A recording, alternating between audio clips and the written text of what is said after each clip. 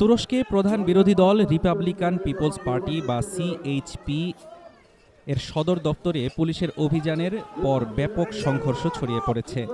দলীয় প্রধান ওজগুর উজেলকে পদ থেকে অপসারণের একটি বিতর্কিত আদালতের রায় কার্যকর করতে এই অভিযান চালায় দেশটির নিরাপত্তা বাহিনী।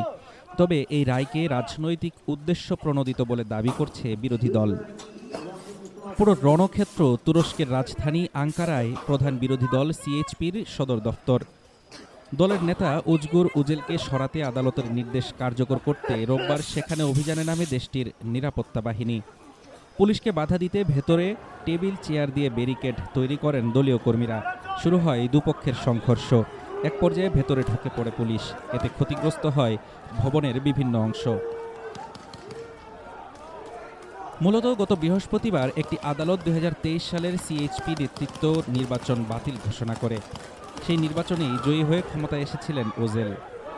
একই সাথে আদালত সাবেক নেতা কামাল কিলিকদারোগ্লুকে অন্তর্বর্তী প্রধান নিয়োগ দেয়, যিনি 2023 সালের প্রেসিডেন্ট নির্বাচনে এরদোয়ানের কাছে হেরেছিলেন। আপিল আদালতের দাবি, চাকরি ও রাজনৈতিক সুযোগ সুবিধার লোভ দেখিয়ে অবৈধভাবে সমর্থন আদায় করেছিলেন ওজেল। যদিও নিম্ন আদালত আগে এই মামলাটি খারিজ করেছিল, তবে এবার সুপ্রিম ইলেকশন বোর্ডও বিরোধী দলের আপিল নাকচ করে দিয়েছে।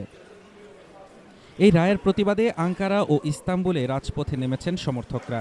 এদিকে এমপিরা প্রতীকী ভোটে ওজেলকে পুনরায় নির্বাচিত করে দলের সংহতি প্রকাশ করেছেন।